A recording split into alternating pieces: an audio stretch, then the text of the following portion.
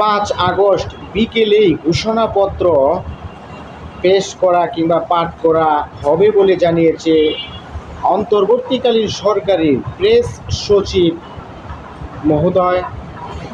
সম্ভবত ঐতিহাসিক একটি ময়দানে জনসম্মুখেই এই ঘোষণাটি আসতে যাচ্ছে বলে আমার কাছে মনে হচ্ছে।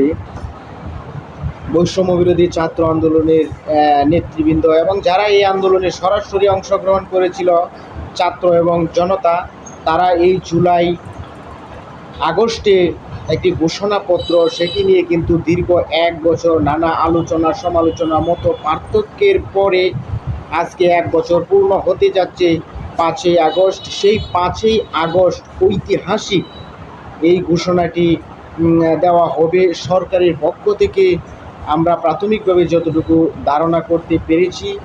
এবং এটাকে বিভিন্ন রাজনৈতিক দল সমর্থন দেবে এবং কী ধরনের ঘোষণাপত্রটা জাতির সামনে পেশ করা হয় সেটি দেখার জন্য অধীর আগ্রহে জুলাই বিপ্লবীরা, জুলাই যোদ্ধারা, সারা বাংলাদেশের মানুষ আজকে অপেক্ষায় আছে।